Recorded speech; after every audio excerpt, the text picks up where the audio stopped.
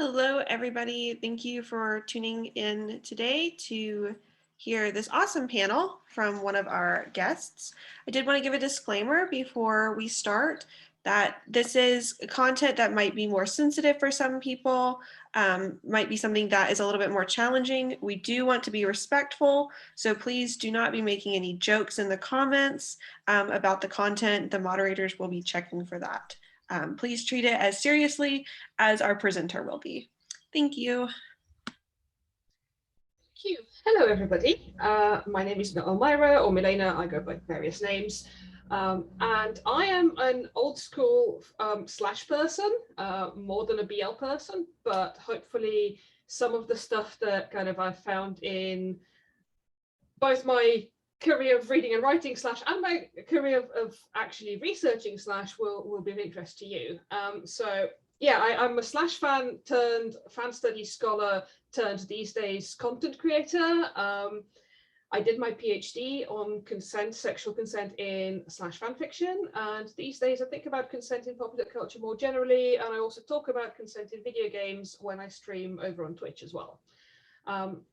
I'll add to the kind of disclaimer that we started with that it's not impossible, it's quite difficult to talk about consent without at least touching on issues of consent violations, sexual violence and rape. I'll not be talking about any of that in kind of great detail, but just be aware that it might come up, and obviously keep yourself safe as and when appropriate. So let's go and have a look at some of the interesting things that slash fanfic does with sexual consent. So the foundational question of fan studies, and I kind of say this as a joke, but it's pretty much true because there's two full-scale fandom ethnographies from like the late 80s, early 90s. There's also a bunch of kind of journal articles, book chapters that really kicked off the field of fan studies that really deal with this. Is why do straight women like reading and writing about men banging? It keeps coming up, and I think we've kind of explored it in a lot more detail than those early fan studies scholars did, but it's really what kicked off that when people noticed that, you know what, there's people who don't just do fandom in a passive receptive way. They don't just obsessively catalog, they don't just watch things or read things. They actually create stuff around fandom, and a lot of those people are, and I'll come back to the straight women, but certainly at the time in kind of the late 80s, early 90s, it was very much assumed that they were all straight women. A lot of those straight women then create fan works, and those fan works are frequently focused on men banging. So why is this? And those early fan studies scholars decided between them, and again, we've done a lot more work on that since, but kind of the early answer to that question was these women were kind of living under patriarchy, living in a world where they realized that they were subject to kind of power, and particularly male power.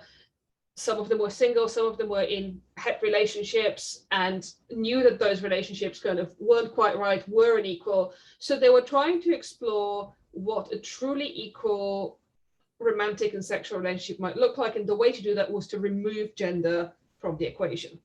And I would say to an extent that there's definitely large areas of slash, of BL that do that kind of wish fulfillment side of things. That's absolutely fine. But even at the time, even in kind of the late 80s, early 90s, I mean, I have zines, physical zines from very early Star Trek fandom, where even in those early days, people were looking at tropes that weren't about equality, and people were writing fanfic and creating new tropes and taking tropes in directions that very much weren't about equality. They were about power differentials and skewed power dynamics in fanfiction, in slash, and like in relationships. So I'd say that original starting question, that original answer to that starting question of it's all about equality isn't quite right. And it isn't quite right partly I'm just seeing a quick question that slash means BL. So yes, slash and BL kind of similar genres. I do want to address that quickly. Slash is not specific to manga, anime, kind of works coming from the Japanese cultural space. It's more the Western equivalent, if you will. Does that help? Hopefully. So yeah, partly I think what early fan studies scholars saw as a very straight community of very straight women, like Spot Kirk is slash, exactly. So they thought of fandom as largely straight, also predominantly white women, and actually fandom turns to be a hell of a lot queerer than that, and also more racially diverse, although there is a lot of tension in fandom around race, and that's something that both fanish communities need to address, and something that fan studies scholars recently have picked up on, and I've got colleagues who do work in that space. So kind of that's the first way in that take on it's all about equality is wrong is, well, the foundational question isn't quite right, and that actually it's not just straight women, this is a much queerer space. Now, whether it's a queerer space because it's become queer over time, or those early fan studies scholars didn't see the queerness for whatever reason because people were less happy to be out, I don't know, and that's not something that I'm going to speculate on, but fandom is a much queerer space than those early fan studies scholars assumed. But also fan fiction, fan works / BL isn't just about equality, and there's a whole bunch of tropes and stories that deliberately explore skewy power dynamics in relationships. If you think about, I mean, the poster child within / fanfiction is ABO or Omegaverse, which I don't know if you folks are familiar with that. I'm not going to talk about that in detail in the main presentation today, but we can come back to it in the questions if you like. But that's very much we've taken out the gender inequality, and then we've found ways of making gender just really six-dimensional and skewy, and reinsert gendered power dynamics, even if those characters that we're writing about are technically both male. There's BDSM-centric AUs, there's arranged marriages, which is the example I'm going to use for the rest of this talk today. So there's a whole bunch of exciting tropes that / communities have developed to really explore and deep dive into unequal power dynamics in romantic and sexual relationships. And the other thing I will say actually is, when we think about sexual consent in society, like in the real world, we tend to think about it in quite binary ways. Something is either consensual or it's not. There's a very clear dividing line. And if we actually start deep diving into real world situations, it's also less clear than that. There are situations where, again, power dynamics matter, both interpersonal power dynamics and social power dynamics, where you might not necessarily be completely free to decide what you want, whether you want to have sex with somebody, and you might not be completely free to say yes or no. And if you're not completely free, then in some ways, even if you want it, even if you say yes, that yes isn't necessarily completely non-coerced and meaningful. And certainly within / communities, we have a word for this, which is Dubcon, dubious consent. And Dubcon covers this whole massive gray area between, yes, this is completely consensual, and no, this is outright rape. There's this whole gray area, which is kind of where my work falls around sexual consent when there's power dynamics, and when there's this gray area of how do we negotiate those power dynamics to make sure that consent is genuinely meaningful. So the example I'm going to use today is the arranged marriage trope in / fanfic. So if you, this is something that kind of originates in the romance novel fandom. Oh, I'm seeing an ooh. This is something that originates, or like / arranged marriage fan fiction is very, very tied into kind of straight romance novel, marriage of convenience romance novel. So I'll give you an introduction to a little bit of both of these things. So if you are kind of in the Netflix original drama space, particularly kind of in romance and things.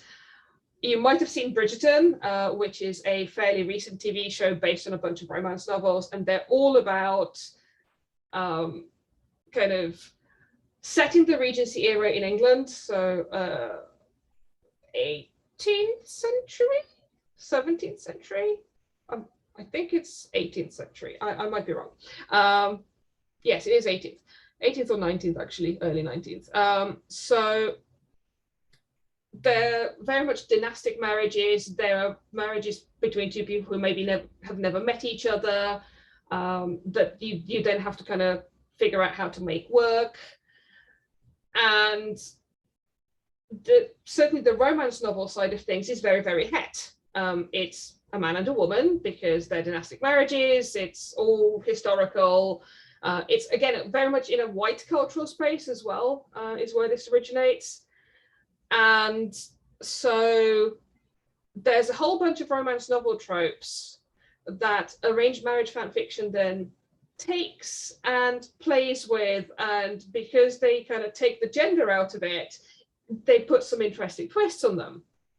And my kind of second screenshot on this slide is from the Archive of Our Own, which is where a lot of slash fanfic lives. And you can see that there's 25,000 works in arranged marriage there. And that's a much older trope. That's a trope that predates the Archive of Our Own. So there's probably lots more stories out there that aren't on AO3.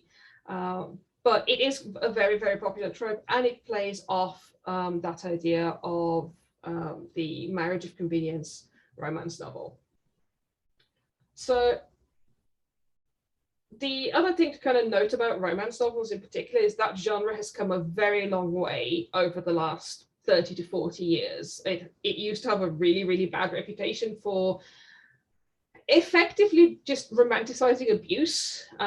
Bodice ripper is kind of a derogatory term for a romance novel where the hero would rip the heroine's bodice, and it was kind of very, very rapey, and very, very certainly the hero would be there would be abusive behaviors towards the heroine, and the heroine would just go, "Ooh, isn't it all romantic and lovely, and he must love me."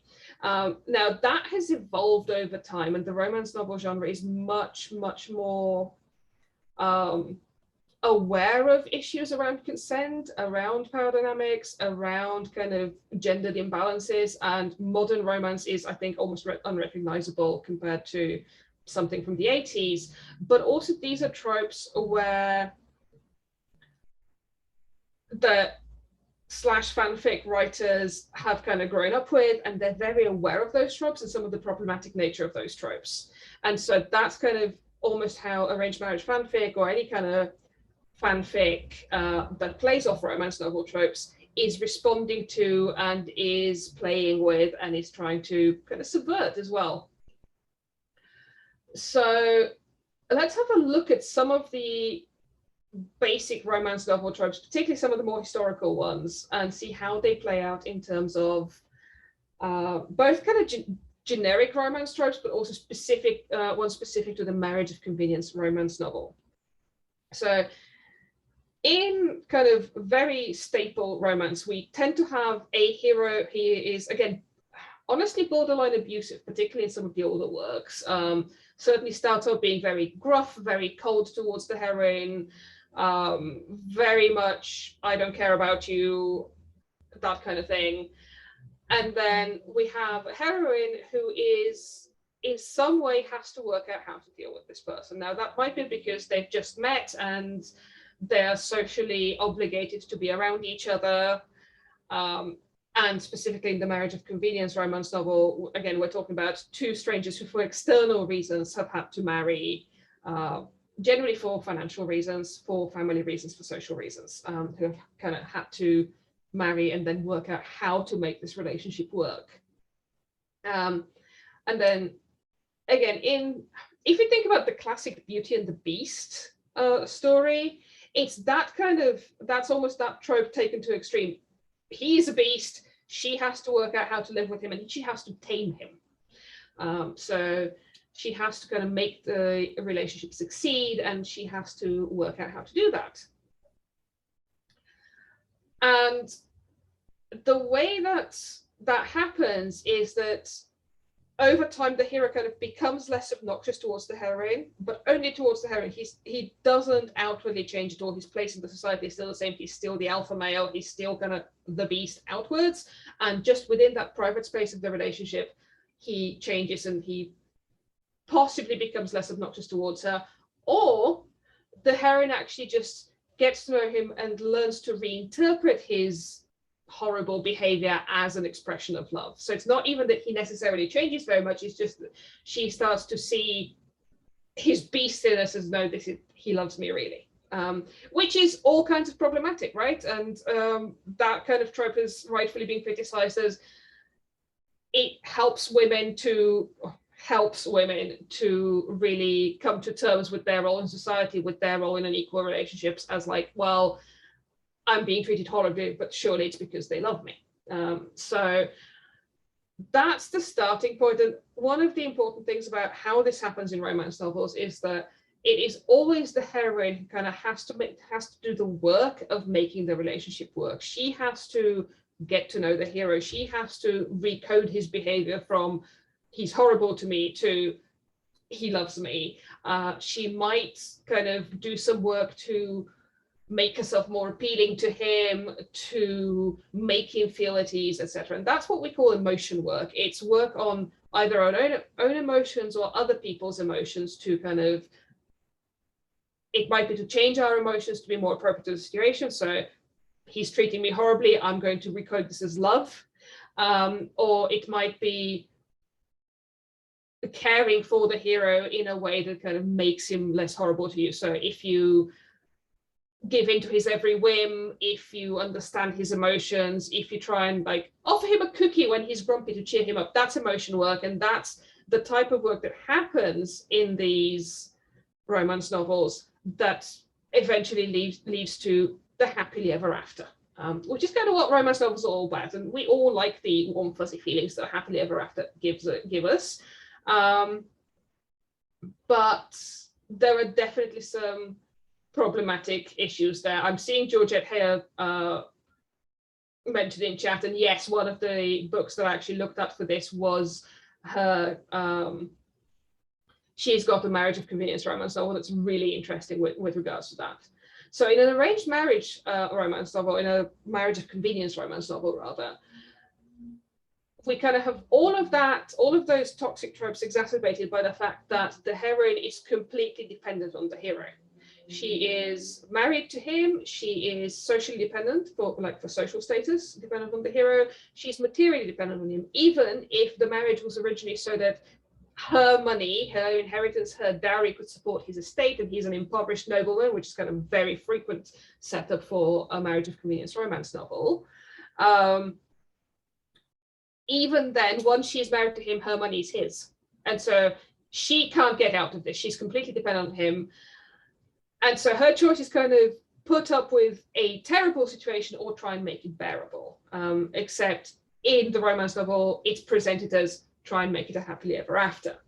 But this kind of raises the question, if the heroine wasn't completely dependent, if she had choice and material resources and social resources to not be in this situation, would she choose to do all of this emotion work? Would she choose to try and make the relationship work?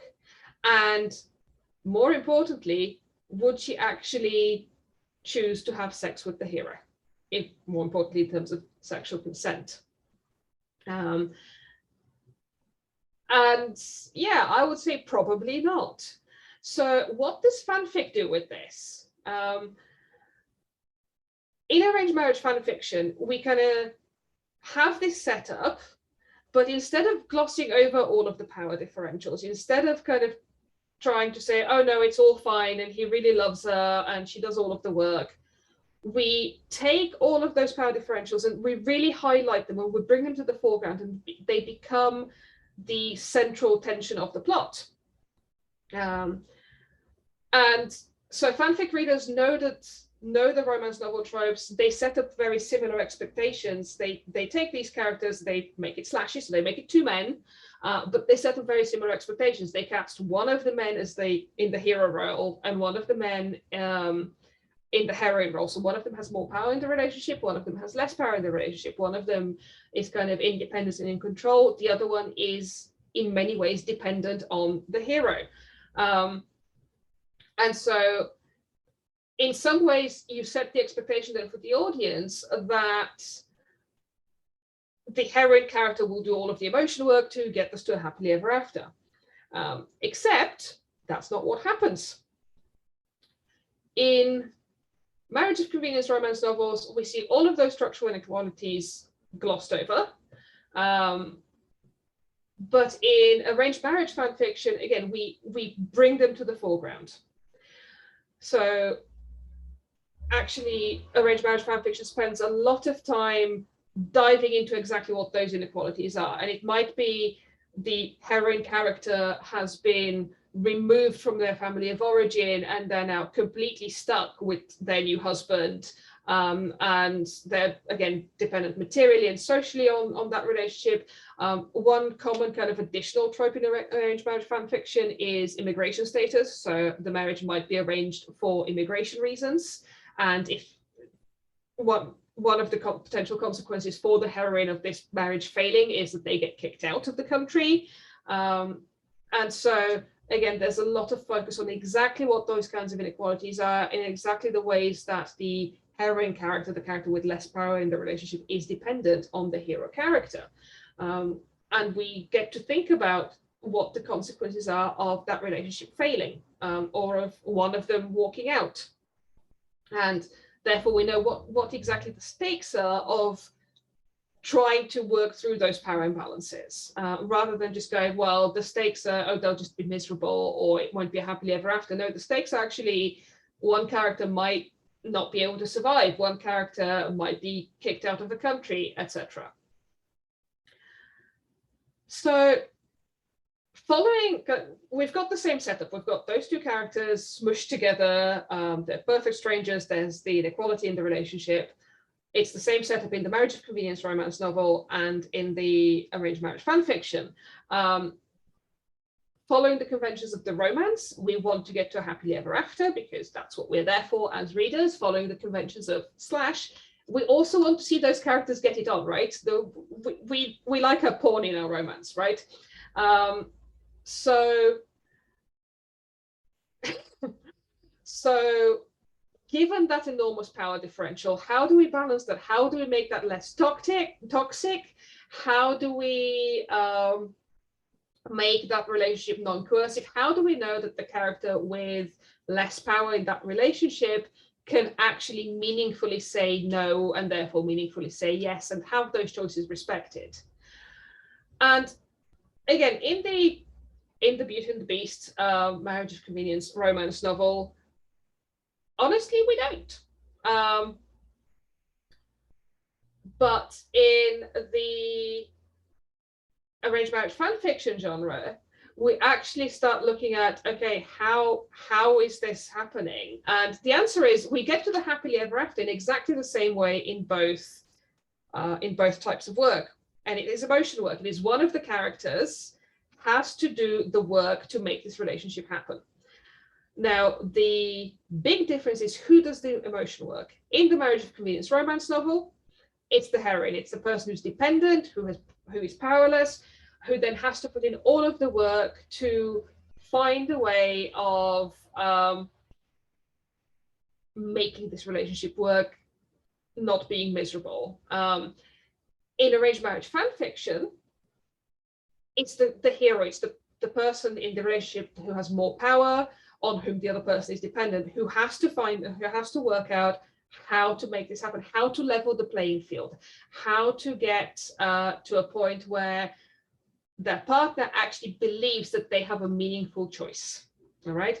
So in some of the examples that I was reading for my research, one of the things that the hero character frequently did was actually resign themselves to, I am not going to have a happy marriage, but knowing that, I don't want to inflict all of that on my partner too. And therefore, if they don't want anything to do with me, I will give them all of the space that they need so that we will kind of do our social functions that externally make us look like a happy couple.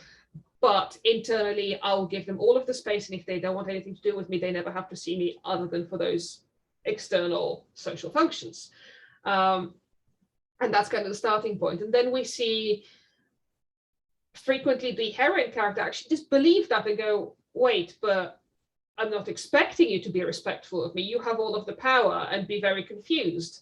And so there's kind of this constant push and pull, and eventually they get to know each other. But ultimately, the person who does all of the work to level that power differential is the hero, is the person who's the only person who meaningfully can do that work.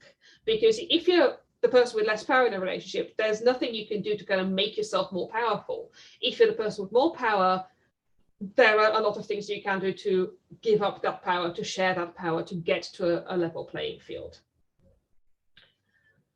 So that's where we then get to, so that's kind of how we get to the happily ever after. But the other thing that I really want to highlight is the role of consummation of the marriage, both in marriage of convenience romance novels and in arranged marriage fanfic, because ultimately that is the bit that is really relevant to sexual consent. So in marriage of convenience romance novels, the consummation of the marriage, so them having sex for the first time, is assumed. It is kind of, this is something that has to happen. And honestly, legally, in many jurisdictions, particularly for straight marriages, consummation is the thing that makes the marriage valid. And if you don't consummate the marriage, it's grounds for annulment. So in marriage of convenience romance novels, it is assumed that the consummation happens. It's not actually particularly focused on. It happens in the background, and nobody thinks too hard about what that means for that incredibly unequal power dynamic in the relationship. In arranged marriage fan fiction, slash writers take that kind of inequality and they absolutely have a field day with it, and they really put it in the foreground of the fic and go, okay, what does this mean? This is a really toxic, really unequal situation. With this is by Sterobon, good catch. This is a really toxic, really unequal situation where, in some ways, actually, neither of the characters can meaningfully say yes or no, because it is so expected, it is so ingrained that this is just a thing that happens, that it just happens. It would take it for granted. So we start exploring that in arranged marriage fan fiction, and we start looking at, okay, how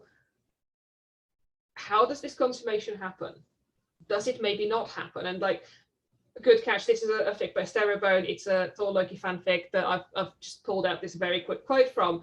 But this is, Loki is married off to, Loki, who's in this case, in this AU, grown up in Jotunheim, married off to Thor, shipped off to Asgard, and kind of pretty much marooned in Asgard. He is extremely unwilling, and like the first thing he says to Thor after the wedding ceremony is like, are we not to consummate the union? Is this not the tradition in Asgard? And he is like completely, very clearly not on board with it. And Thor's like, no, I'm not doing this. You clearly don't want to do this, which in turn really confuses Loki. He's like, is this a trick? Is this a trap? And again, this is one of those fics where effectively Loki's immigration status depends on this marriage being consummated, and he's like, this is a trap. And eventually he's convinced that it's not a trap, and that maybe Thor is just going to pretend that the marriage was consummated but not actually do it and not rape him. And eventually they actually work it out, and the relationship becomes much more equal and much more genuine, etc. But this is just one example of just really foregrounding that idea of consummation, going, wait, there's something skewing here. There can't be meaningful consent in this situation where one of the characters is so dependent on the other. And so in a lot of arranged marriage fan fiction, the marriage is either not consummated until the hero has done all of the emotional work to level the playing field, and the heroine character, or the character with less power in the relationship, effectively believes that they can say no and that no will be respected. And at that point, their consent is meaningful, and that's when the marriage is consummated. Or in a subset of these fics, the marriage consummation is written as and flagged very clearly as outright Dubcon or rape. And that's a really interesting change in perspective, both in terms of kind of the fictional situations that we're considering, in terms of in response to the marriage of convenience romance novel, we're kind of completely glossing over consummation. And it maybe begins to make us think about marriage consummation in real life. And maybe from there it makes us think about other situations of unequal power where we might consent to sex, or we might even initiate sex and kind of go, wait, that's a bit skewy. And like, this is in this quote, Loki's literally trying to initiate sex despite not wanting it. And so we kind of get to go, wait, would that be rape? Would that be non-con? And so these kinds of ways of playing with ideas of power and ideas of sexual consent allow us to start thinking about the real world implications of some of these ideas and some of these power imbalances that we might be experiencing in our own lives. So in this particular case, marriage consummation becomes something that moves from something that we're taking for granted, it's just that just happens and that is always by default consensual, to something that is always at least suspect and should be considered and is always at least potentially coercive. And that's a really interesting shift in kind of thought and in dynamics that is enabled by playing with these romance tropes, by making both characters men and kind of going, well, the gender then imbalance isn't there, but what other power structures can we smush into this relationship to explore, all right? So I'm kind of coming towards the end of this, but I will say this is kind of just one example of how /fanfic tropes really play with ideas of power dynamics in relationships. And like, there's a whole bunch of different tropes. Things that I explore in the book that I've shoved on the screen right now are ABO, so Omegaverse, and arranged marriage, and then I actually go into some more real life situations and where fandoms have had to think about and talk about, okay, it's an RPF fandom, it's a real person fandom, and the real person has done something really bad or is accused of doing something really bad. How do we deal with that? And what does that mean for us as people in the world, us as maybe feminists, and how do we cope with all of that? But yeah, that's the other thing that I will say actually is I also spoke to fanfiction readers and writers as part of my research, and there was a very clear thread from some of these ideas developed in fanfiction that I just touched on to actually applying them in real life, both in terms of their own interpersonal relationships and in the kinds of structures that they build within fanfiction communities. So we'll very briefly touch on this and then I'll open it up for questions. So in terms of interpersonal relationships, one of the things that came out in a lot of my interviews was actually, again, that idea of we tend to think of sex as it only works in one way, particularly heterosexual sex, the penis goes in the vagina, and there's like nothing to negotiate about that other than yes or no. And a lot of people that I spoke to talked to me about how fan fiction and /fanfiction had made them think about, well, actually, that's not necessarily how it has to work. And maybe we should talk about consent, and maybe we should talk about consent to not just the penis going in the vagina, but we should talk about consent to anything from kissing, touching, hand-holding, hugging, to kind of all of the steps to maybe the penis going in the vagina, or we should find other ways to have sex that don't necessarily involve those default scripts. And so even like in some ways, this comes back to the whole straight women writing about men banging. Even like straight women who were in straight relationships had a lot of had done a lot of learning about consent through fan fiction, and they talked to me about using fan fiction to think through some of the issues that they faced in their own relationships, and like writing about them, maybe reading and discussing reading fanfic, discussing with other people, and then learning about consent and reapplying some of those lessons in their own relationships. So that's kind of the interpersonal relationship side of things. I find really, really interesting. But also in terms of like communities that we build as fans, some of the structures of fanish communities, certainly of the kind of old school / kind, the archive of our own, things like that, are very much concerned with us being able to engage with content in ways that are consensual, in ways that are safe. So I started this talk with a content note and said, I'm going to touch on issues of rape and sexual violence. And that gives you ways of engaging or disengaging and ways of knowing what you're kind of letting yourselves in for, and the ability to note out if you need to. And we do that a lot in fan fiction circles, where we do tag things as this is non-con, this is Dubcon. I mean, the word Dubcon in particular, and that's why I put it as the title of the book, is a unique concept that's come out of fan fiction fandom that covers this giant gray area between this is fully consensual and this is outright rape, that in kind of day-to-day life, in normal society outside of fanfic circles, that gray area is kind of invisible. And giving us that word in its own right is actually such a big contribution that fanfiction fandom has made to understanding of consent and understanding of power dynamics in consent, that I think just deserves a lot of credit. Anyway, I'm going to call it here. Thank you very much. And any questions? We have a question from the chat. It says, I joined a little late, so apologize if this has been asked before. There are people who think Omegaverse is inherently non-consensual given the nature of heats. What do you think about that? That is a really, really good question. So the chapter in this book that talks about Omegaverse is titled Dogfuck Rape World, which is a very derogatory term that some people use to describe Omegaverse.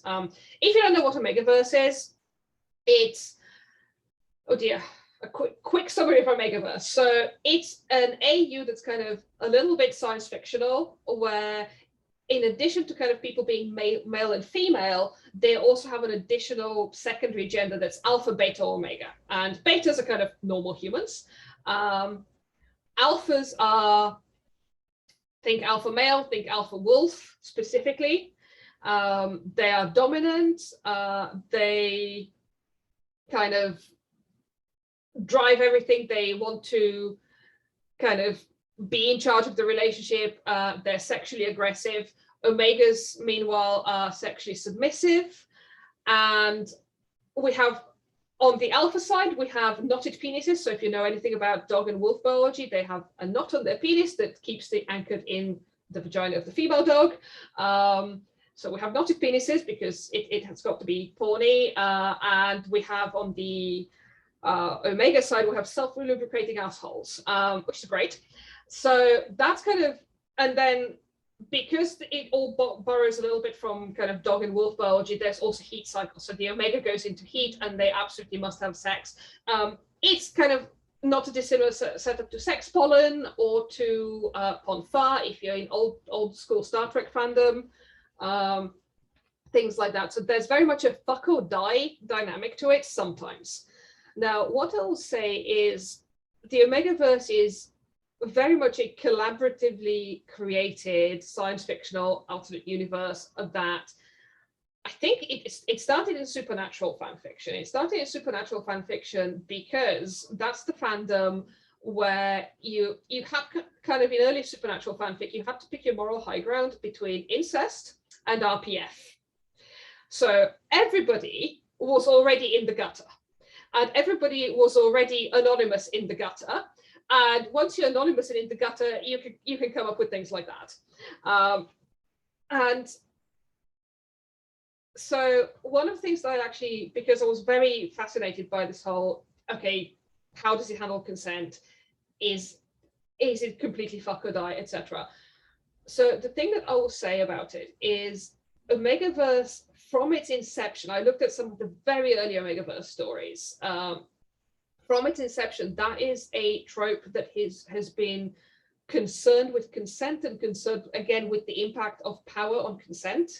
And it's really interesting how some of them treat kind of the biology side of things as completely mutable and completely, yes, heat makes everything non-consensual. And some of them kind of go into it and challenge the trope and go, well, okay, so there's this biology stuff, but how much of that biology stuff is actually socially constructed? How much of it is people within this universe buying into the biology stuff in order to gain power? So Alpha's going, well, you're in heat, so I must fuck you, and things like that. And so actually, from its inception, Omegaverse has been very, very concerned with consent. Honestly, some of it is absolutely dogfuck rape horde, but some of it is dogfuck rape horde entirely deliberately. Like, one of the stories that I looked at for my research was very clearly flagged as, this is non-con, this is rape, and it was taking it to the absolute extreme of kind of that biological essentialism. And it was very, very interesting and like really uncomfortable reading. And one of the discussions in the comments was very much, this is so hot and yet so uncomfortable. But that in turn allows people to kind of go, okay, I'm finding this hot, but I'm finding it's really uncomfortable. Why is that? Why am I having these contradictory feelings? How might that relate to my own life? So again, ways of exploring consent and power imbalances in different ways. Not every story does it, but a lot of Omegaverse stories actually really think and talk about consent in ways that superficially might not be obvious. Okay, we had another question. My question is, do you believe that Dubcon/non-con is more present in BL than, or I guess MM, than male-female fics? Interesting. So I can't talk specifically about BL. I could talk more about slash than I can about BL, just because that's where my expertise is. I think we see it in both. And I think one of the kind of things about het fanfic is that original power imbalance is still there, that original gendered power imbalance of things like women being socialized to think of, one example, we're socialists think that men have a sexual drive that they absolutely cannot help themselves with. I mean, the concept of blue balls, right? Once he's got an erection, he cannot possibly stop himself. Yeah, no, he can. But these are kind of lots of cultural tropes, lots of things that are kind of popular myths about sexuality, specifically gendered sexuality, that we grow up with and that we hear, we see in media. And so all of that stuff is profoundly gendered. And I think in hetfic, it can be, we can sometimes not actually question those tropes. The Dubcon is there, but it may not be flagged as much as Dubcon because, well, this is just the world we live in. Whereas one of the things that Slash is very good at is going, well, that gendered bit is not there, but the power dynamic is still there somehow. How do we deal with that? So I think Dubcon is probably present in both. And there's plenty of like Dubcon tropes within hetfic. But I feel like, and I don't have numbers for this, but I do feel like it is more consciously explored sometimes in Slash. Okay, we had another question. Let me pull it up here. It's interesting that you bring up consent beyond the aspect of sex, even down to kissing. I know there's a movement lately against surprise kisses or kisses when you're asleep or unconscious in fiction. What would be your take on this?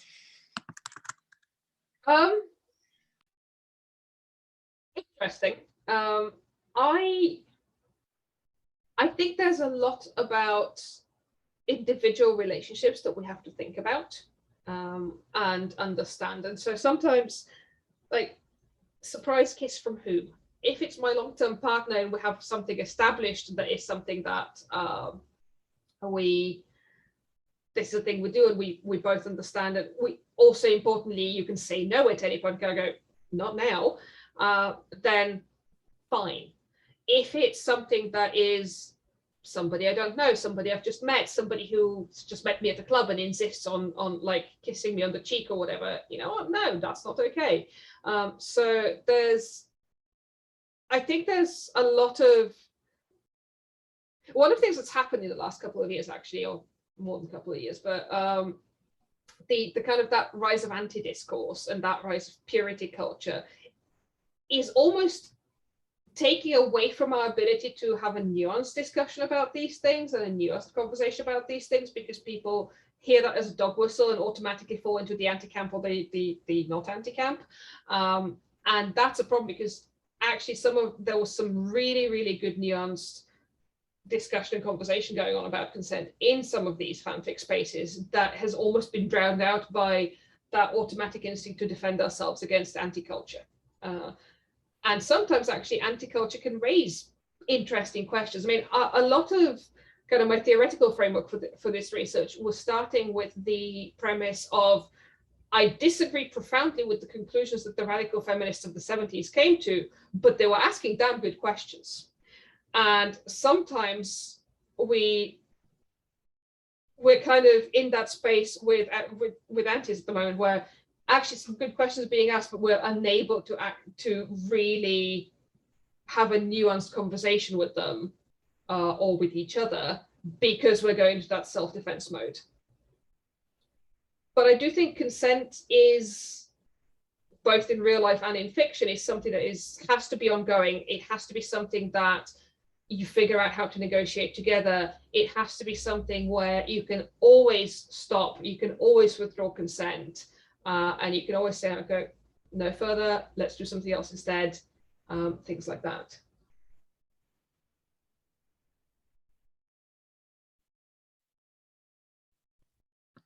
Okay, remember to put your questions in the chat if you have them.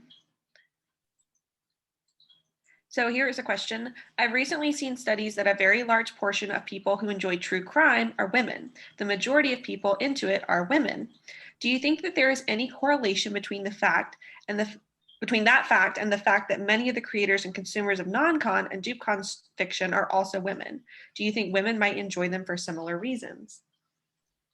That's the interesting one. I'm kind of tangentially aware of the true crime side of things. I do think they do slightly different things. I think Dubcon and non-con in many ways allow us to kind of shed a lot of, and like, that's one of the things that it does. It allows us to shed some of our inhibitions and kind of go, you know what, I'm just going to enjoy this. I'm going to sit here in the gutter and enjoy this. And like, there's a lot of limits being put on women's sexuality and expression of women's sexuality.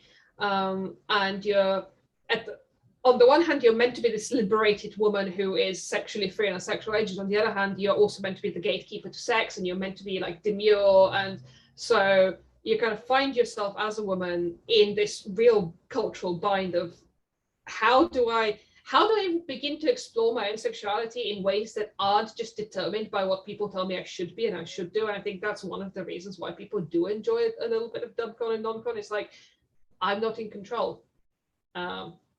Or the character that I'm empathizing with and I'm reading myself into in this fic is not the one in control. I can just let go and enjoy the ride.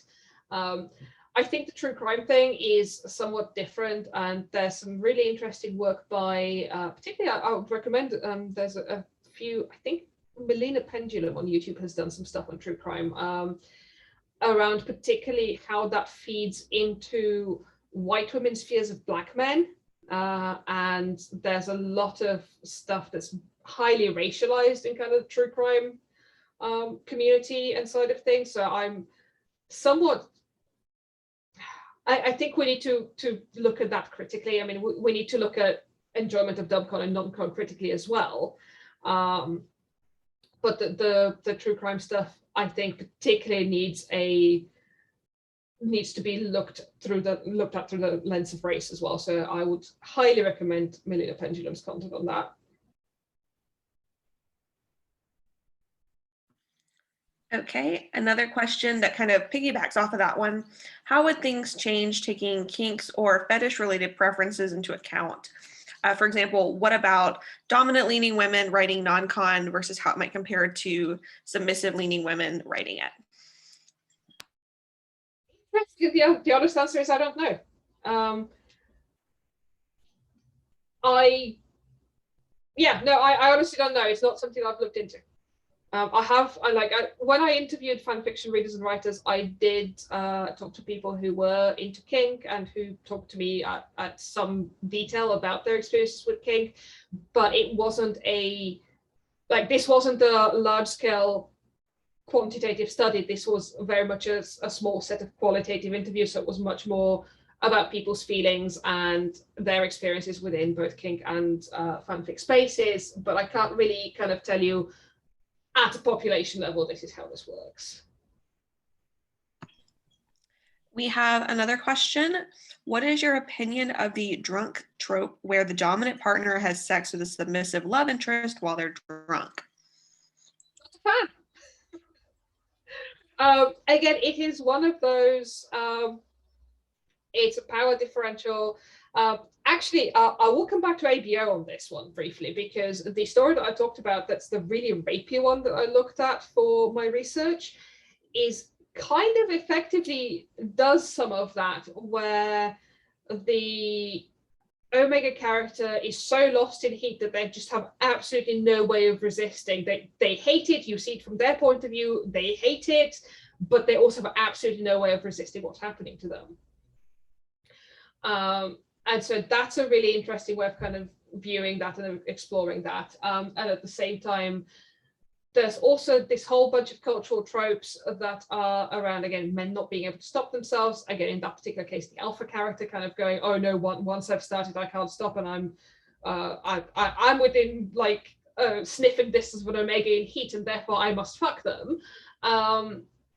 And again, we see through that entire fic that the alpha character is completely in control. They have orchestrated this entire situation. It is very clearly rape, and they have very clearly planned it. They could stop at any time, but they are just piggybacking on those cultural tropes that I can't possibly stop. So that's one of those, okay, one of you is completely incapacitated, the other one of you is completely in control, but the person in control gets a free pass because culture says that you're not in control, that once you have an erection, you'll die of blue balls and things like that. Okay, just a reminder for people, if you want to put your questions in the chat, we probably have time for just a few more. I'll go ahead and ask one. What is your next kind of area of study going to be? So at the moment, I'm mostly looking at video games and consent in video games.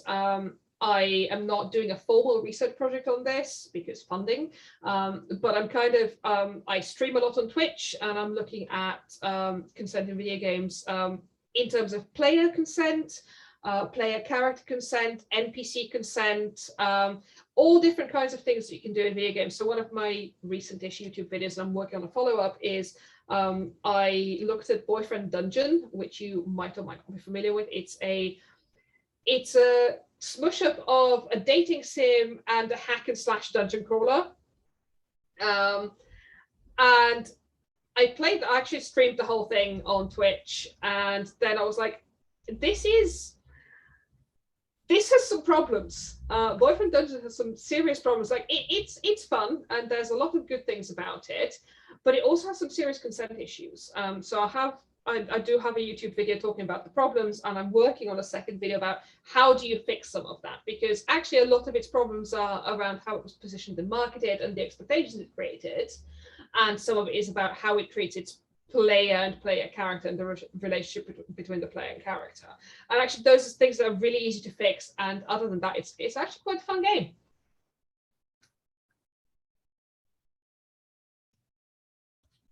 I'm elmyra Tube on YouTube if you want to see it. Okay, thank you.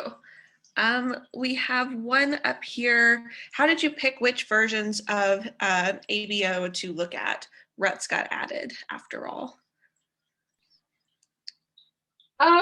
So one of the things that I really wanted to look at was the really, really early versions of ABO and kind of the very start of the genre, because again, we tend, or like there's communities on the internet that kind of go, oh no, this is dogfuck report. It was always irredeemable. It's always been just an excuse to have really non-con bestiality fic. And I was like, has it though? So I looked at very much OG Supernatural. I actually looked at probably the story that started ABO, that's very, very, it's not even fully recognizable as ABO yet. A lot of the tropes that you can see how what it crystallized into, but some of the things are very much, okay, this hasn't quite crystallized yet. I can see its inception, but it's not quite crystallized yet. And then I picked 3 stories, kind of one that played the trope completely straight. This is just straight up ABO. The 2 of them meet, they fuck, like one of them goes into heat, they fuck, and they eventually decide to enter a relationship. Great.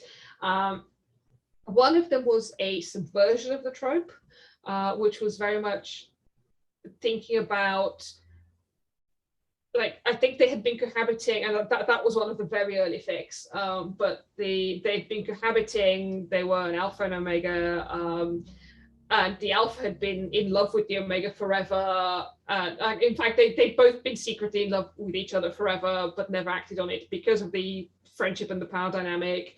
And they actually really thought about, okay, how do we subvert this? There's all of these social expectations that just because they're living together, they will bang. And actually, no, they hadn't for years, and eventually they kind of got together. But they thought a lot about kind of the power dynamics and the gendered expectations and gendered roles. And the third one I looked at, which is Slick by Trifenstone, which is taking kind of that premise of the biological essentialism premise of ABO to the absolute extreme, and showing that, yes, this can be very rapey, is very rapey in these circumstances, but also exploring that very, very consciously and challenging some of those, that biological essentialism by taking it to the extreme.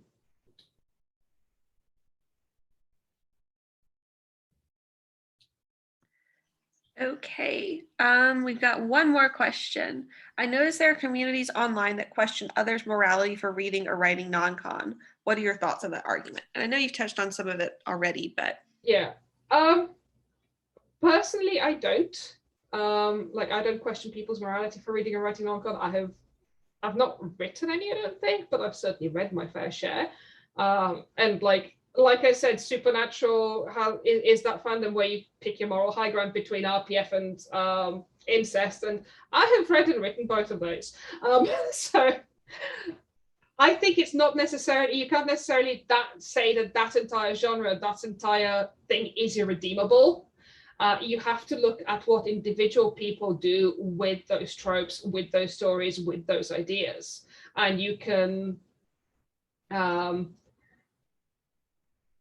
do horrible things with it, but you can do great things with it. And you can even, like, you can write straight up non-con that is incredibly uncomfortable, that actually has a lot of value in terms of helping people to think through stuff. okay, our last question will be, are you writing any fanfic yourself? Honestly, I can barely finish anything that's not a drabble. So I do write occasional drabbles. My public self writes occasional drabbles. I've written a bunch of stuff under a different pseudonym that, honestly, yeah, it's a bit kinky, but it's nothing to write home about it. It's also in a fandom that, as I talk about in my book, I broke up with that fandom and burnt all its stuff because it was an RPF fandom, and the real person got in the way of the fiction. But yeah, no, I mostly write occasional drabbles about video games. Well, that is exciting. Thank you so much to everybody who attended, and thank you for presenting this. I'm really glad that we got to have this conversation and we're able to facilitate it as FujoCon. Thank you for having me. It's been great. Oh, you're welcome. All right, everybody, this will be the end of the panel. Thank you. Bye.